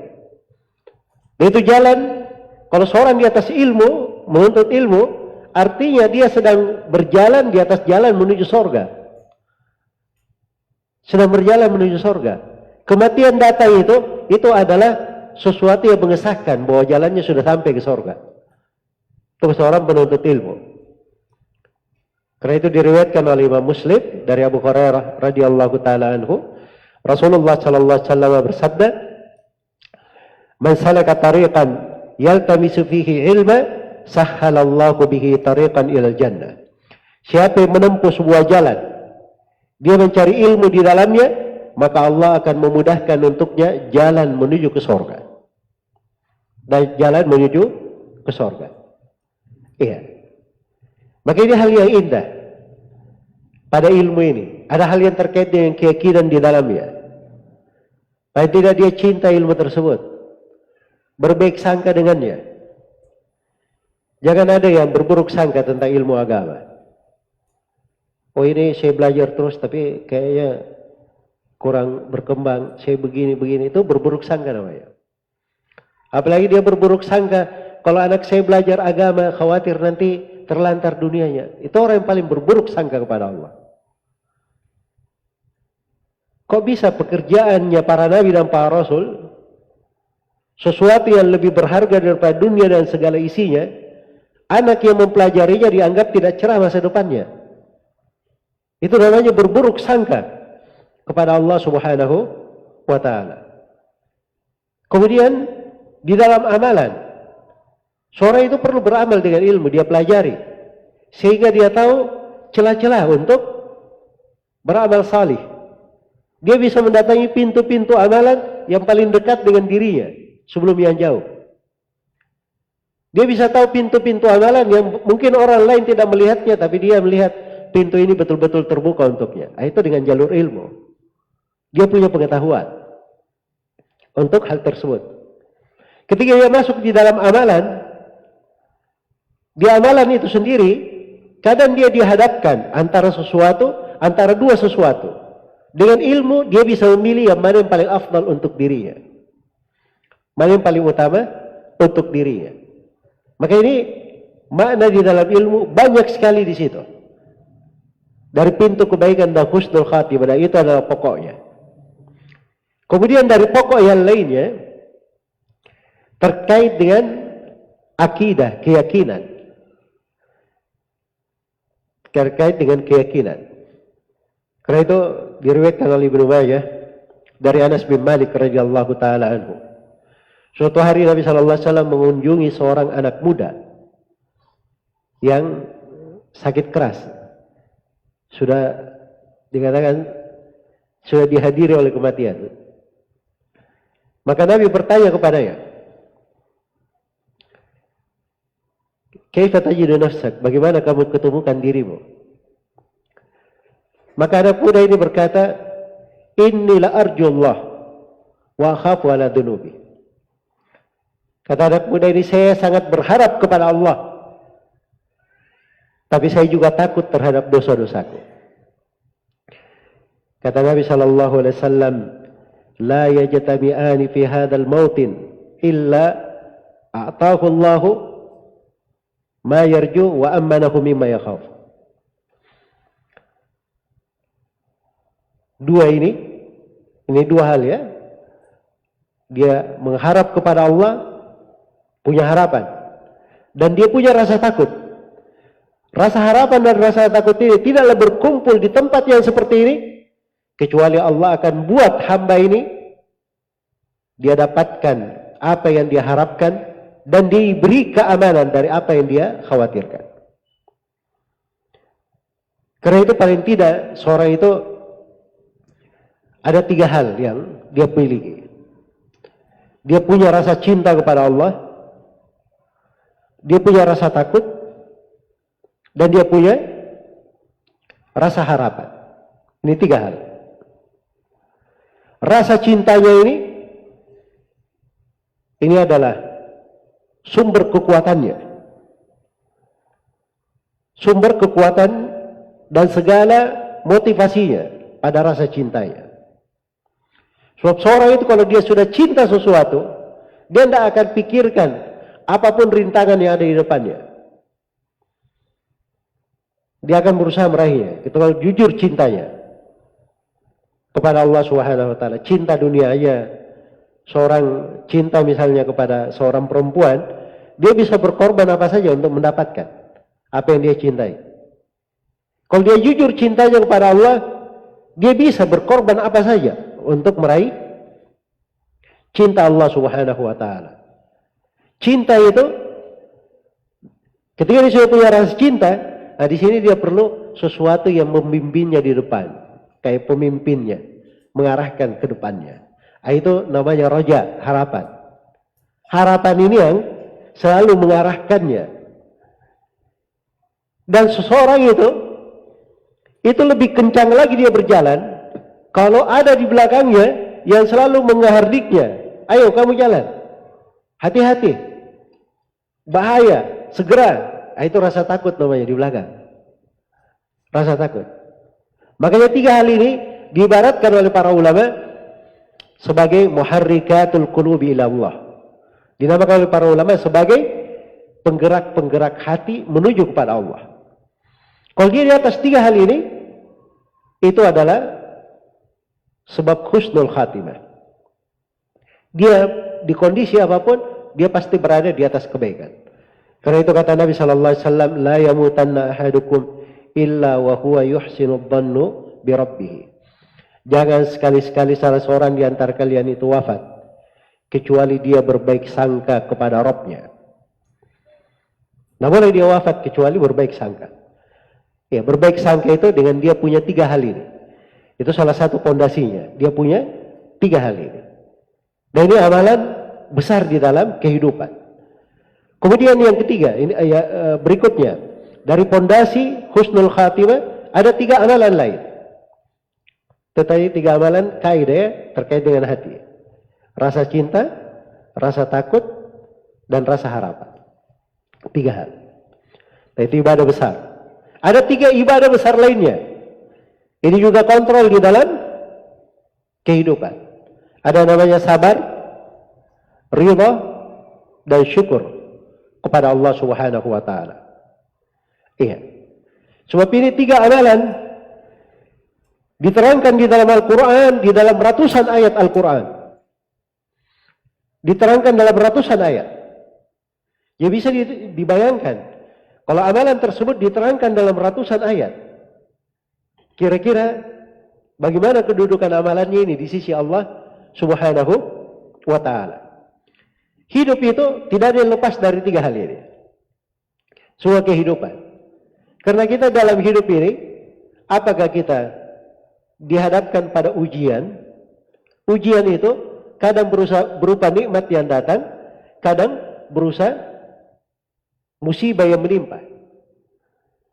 Berupa nikmat yang datang, kita perlu bersyukur. Berupa musibah yang menimpa, kita juga perlu bersabar. Iya. Dan pada seluruh pintu kebaikan maupun keburukan, 3 hal ini berlaku. Cuma dia jenjang. Kata para ulama, jenjang tingkatan. Ada namanya sabar. Ada namanya ridha. Ada namanya bersyukur kepada Allah Subhanahu wa ta'ala. Sabar ini itu pintu sorga, luas sekali. Iya. Luas sekali. Innama yuwaffas sabirun ajrahum bighairi hisab. Orang-orang yang bersabar itu diberi pahala oleh Allah, tidak ada batasannya. Ridha ini pintu husnul khatimah. Karena itu dalam Al-Quran diisyaratkan. Ketika disebut jiwa yang keluar dari dunia ini yang paling tenang, ya ayyatuhan nafsul mutmainnah, irji'i ila rabbiki radiyatan mardiyah, fadkhuli fi ibadi wadkhuli jannati. Wahai jiwa yang mutmainnah, yang tenang, kembalilah engkau kepada Rabbmu dalam keadaan ridha dan diridhai. Itu perhatikan konteks jiwa ini, dalam keadaan ridha dan apa? Diridhai. Dan syukur itulah surga yang didapatkan oleh seorang hamba. Dan seluruh nabi dan para rasul di atas hal itu. Wa man arada al-akhirata wa sa'alaha sa'yaha wa huwa mu'min fa ulaika kana sa'yuhum mashkura. Barang siapa yang menghendaki kehidupan akhirat dan dia telah menjalani jalannya sementara dia adalah seorang mukmin. Ini 3 hal ya. 3 hal. Ini semuanya adalah agamanya para nabi dan para rasul. Karena seluruh nabi dan rasul bersepakat pada 3 hal ini. Nabi dan rasul itu tugas utamanya menjelaskan siapa Allah yang diibadahi. Itu yang pertama. Tugas yang kedua, Nabi dan Rasul menjelaskan jalan menuju kepada Allah dan hari akhirat. Dan tugas yang ketiga dari para Nabi dan para Rasul, menjelaskan balasan di akhirat. 3 hal. Wa man aradal akhirah, siapa yang menghendaki akhirat, ini balasan. Wa salaha sa'yaha, dan dia menempuh jalannya, ini jalan menuju kepada Allah. Wa huwa mu'min, dan dia orang yang mengenal Rabbnya. Ini 3 jalan. Kalau dia berada di atas 3 jalan yang diajak oleh para Nabi dan para Rasul ini, faulaika kana sa'yuhum mashkura. Mereka ini adalah amalannya disyukuri. Syukur di situ datang. Iya. Maka ini kaidah besar sekali dalam kehidupan. Perhatikan 3 hal ini. Itu membawa banyak kebaikan untuk seorang hamba. Dan dia juga harus punya amalan di lisannya yang membawa kebaikannya. Diriwayatkan oleh Imam Ahmad, At-Tirmidzi, dan Ibnu Majah dari Abdullah bin Busr radhiyallahu taala anhu. Ya, diriwayat Imam Ahmad, datang seorang lelaki bertanya, 2 orang, Arabi. Ini Arab kampung ini. Kita bilang orang kampung tinggal di pedalaman. Tapi pertanyaannya pertanyaan yang sangat berkualitas. Yang pertama bertanya, ya Rasulullah, siapakah orang yang paling baik? Kata beliau, man tala umruhu wa hasuna amalu. Nabi kasih jawaban ringkas. Orang yang terbaik itu adalah siapa yang panjang umurnya, bagus amalannya. Ini pintu husnul khatimah. Panjang umurnya, bagus apa? Amalannya. Iya. Karena itu kalau doakan orang, semoga dipanjangkan umurnya, tambahkan, semoga dipanjangkan umurnya di atas kebaikan. Kalau dipanjangkan umurnya di atas dosa dan maksiat, apa gunanya? Doakan supaya dipanjangkan umurnya di atas apa? Ketaatan. Orang yang kedua bertanya, ya Rasulullah, inna syari'ah al-islami qad kathurat alayya fababun natamassaku bihi jami'. Ya Rasulullah, ini syariat Islam sudah banyak sekali ini. Banyak sekali tuntunan ajaran yang kamu berikan kepada kami. Beri saya ya Rasulullah 1 bab universal. Saya bisa pegang pintu ini. Kata Nabi sallallahu alaihi wasallam, la yazalu lisanuka rataban li dzikrillah. Hendaknya lisanmu itu selalu basah berzikir kepada Allah. Harus ada amalan yang dipegang. Nabi tidak tunjukkan 1, 2, 3, 4 banyak. Diberi 1 hal. Pegang 1 hal ini. Maka itu akan menjadi pintu kebaikan untuk dirinya. Pintu kebaikan.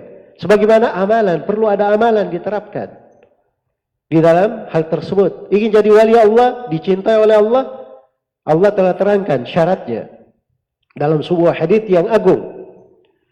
Hadits disebut dengan nama hadits wali. Ya. Diriwayatkan oleh Imam Al-Bukhari dari Abu Hurairah radhiyallahu taala anhu, Rasulullah sallallahu alaihi wasallam bersabda bahwa Allah Subhanahu wa taala berfirman dalam hadits ilahi, "Man adali waliyan faqad adantuhu bil harb." Siapa yang memusuhi waliku, maka aku telah mengumumkan peperangan kepadanya. Kemudian Allah terangkan siapa walinya. Wa ma taqarraba ilayya 'abdi bi syai'in ahabba ilayya mimma aftaratuhu alaih. Tidaklah hambaku itu taqarrub, mendekatkan dirinya kepadaku dengan sesuatu yang lebih aku cintai daripada dia menunaikan kewajiban-kewajibannya. Itu yang paling dicintai. Paling pokok dalam hidup dia ditunaikan kewajiban. Ada sholat 5 waktu. Sholat 5 waktu itu 5 kali dalam sehari. Dimanapun antara 5 waktu ini ajal datang menjemput, dia ada 5 waktunya. Itu husnul khatimah namanya. Hal yang baik. Dia ada harta, dia berinfak, bersedekah, siang dan malam. Suatu yang sedikit maupun banyak, berusaha dia lakukan. Dan infak ini itu luar biasa ya. Luar biasa. Kalau kita perhatikan ayat-ayat surah-surah Al-Quran itu, khususnya yang di belakang ya, hampir setiap surah itu terdapat perintah untuk berinfak di dalamnya. Dengan berbagai konteksnya.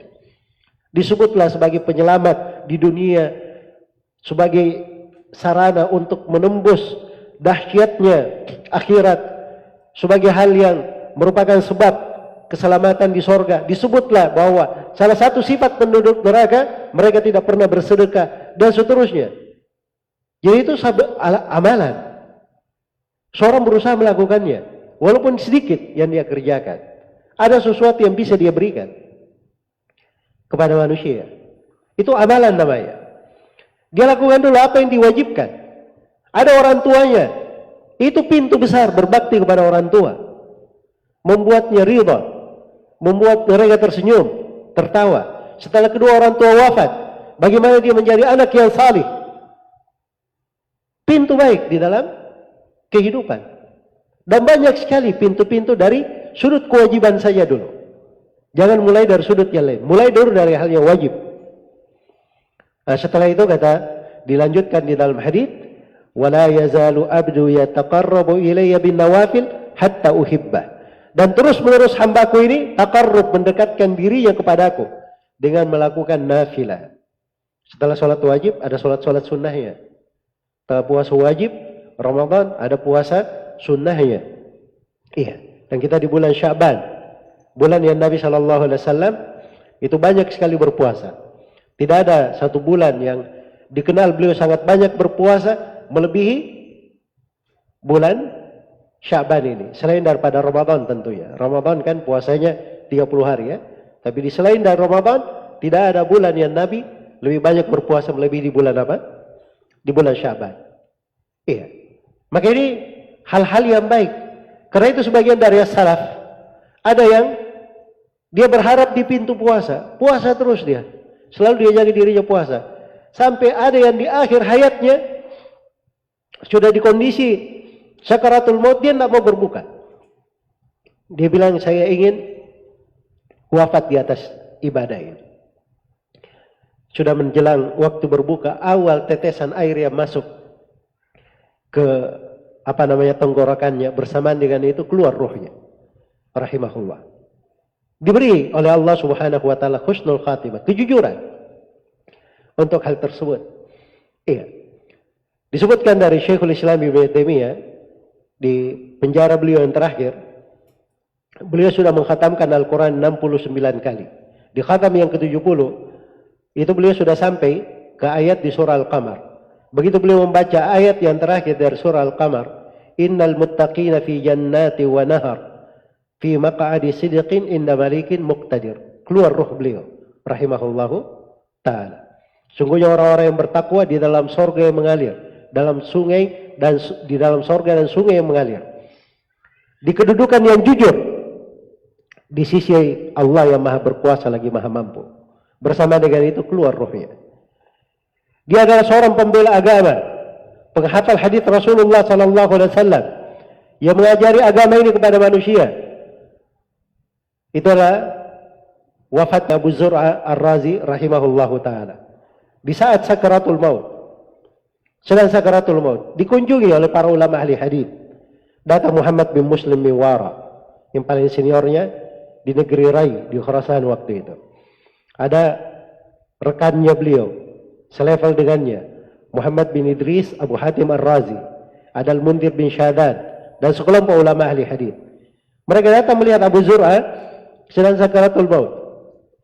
Maka mereka berkata, kita terapkan hadis Nabi SAW, mentalkin orang yang akan mati dengan kalimat apa? La ilaha illallah. Tapi begitu melihat Abu Zur'a, mereka malu sendiri. Jadi segan. Selama ini imam ahli sunnah, ini yang mengajari kita sunnah, mengajari kita teguh di atas Islam. Begini saja, kita perdengarkan hadis tentang talqin saja, tentang keutamaan la ilaha illallah. Maka mulailah Muhammad bin Muslim bin Warah berkata, haddatsani Ad-Dhahhak bin Makhlad, qala haddatsani qala haddatsani Abdul Hamid bin Ja'far an Salih. Dia tidak sanggup melanjutkan. Kata Abu Hatim, beliau membawakan sanad riwayatnya. Kata beliau, haddatsani Muhammad bin Bashar Bundar, qala haddatsani Abu Asim an Abdul Hamid bin Ja'far an Salih. Sama, dia tidak sanggup juga melanjutkan. Ya, Abu Zur'a Ar-Razi dalam kondisi sakaratul maut ini melihat ahli hadis membacakan sanad riwayat, beliau sangat paham orang ini mau membaca hadis apa. Iya. Maka beliau dalam keadaan sakaratul maut, beliau bawakan sanadnya sendiri. Beliau berkata, haddatsani Bundar, قال حدثني أبو عاصم عن عبد الحميد بن جعفر عن صالح بن أبي عريب عن كثير بن مرة عن Mu'ad bin Jabal radhiyallahu taala anhu. Ini sanadnya bersambung kepada Mu'ad bin Jabal, sahabat Rasulullah sallallahu alaihi wasallam. Beliau berkata bahwa Rasulullah sallallahu alaihi wasallam bersabda, "Man kana akhir kalamihi la ilaha illallah dakhala al-jannah." Siapa yang akhir ucapannya la ilaha illallah, dia masuk surga. Selesai hadits ini, keluar bersama ruh beliau. Beliau wafat. Di sebagian riwayat, ketika beliau baca hadits itu sampai ucapan la ilaha illallah, keluar ruh beliau. Rahimahullah. Itu husnul khatimah. Dan husnul khatimah yang seperti ini itu banyak sekali di sirahnya para as-salaf. Rahimahullah ta'ala.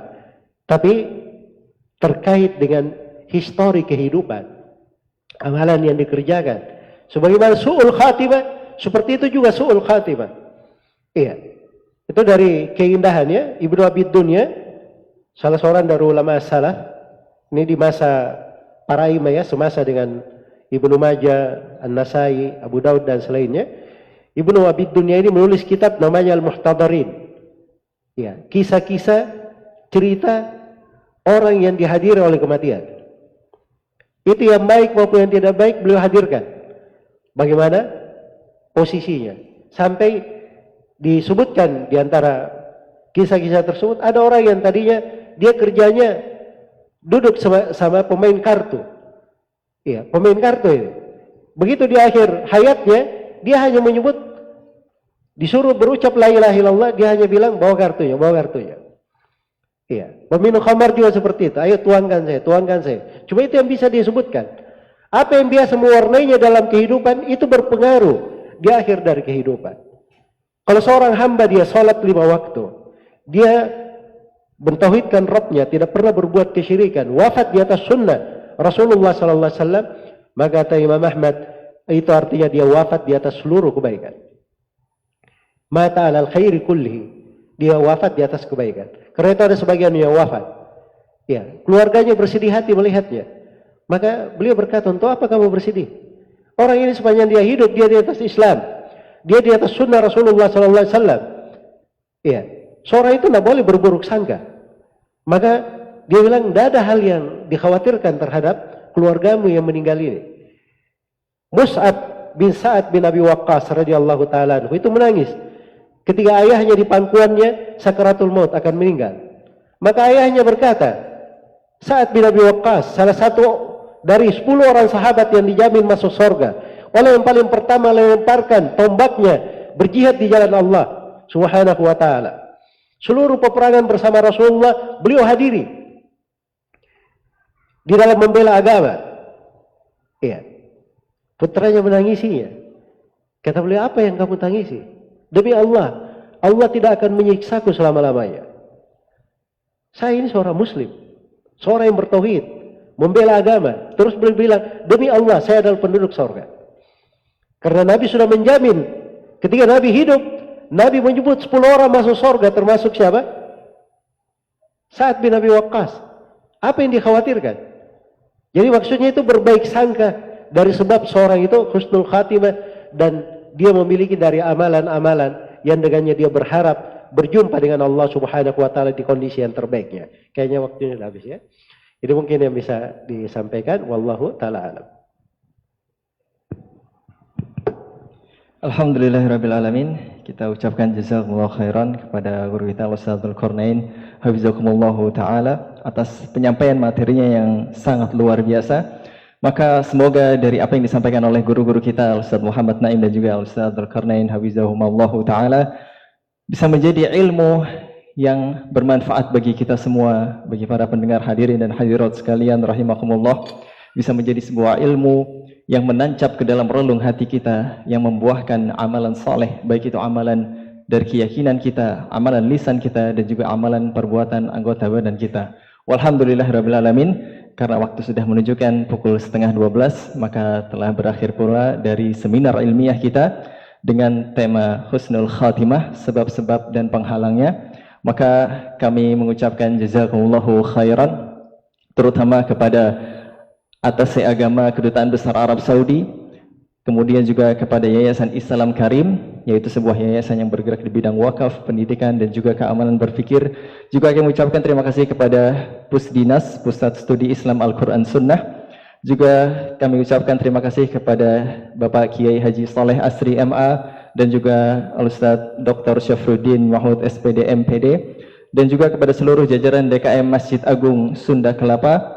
Juga kami ucapkan terima kasih kepada Hafayu TV dan juga TV An-Nasihah dan seluruh pihak yang bertawun dan menjadi sebab terselenggaranya acara seminar ilmiah kita pada pagi hari ini. Juga kami ucapkan kepada para hadirin dan hadirat sekalian, rahimani wa rahimakumullah, jazakumullahu khairan, dan semoga Allah Subhanahu wa taala yang membalas setiap kebaikan di dunia maupun di akhirat dengan kebaikan yang sempurna. Walhamdulillahirabbil alamin.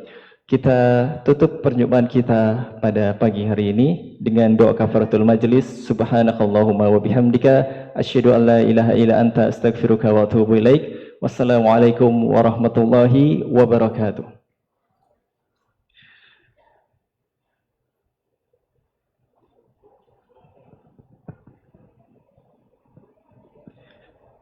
Bismillahirrahmanirrahim. Kami izin mengumumkan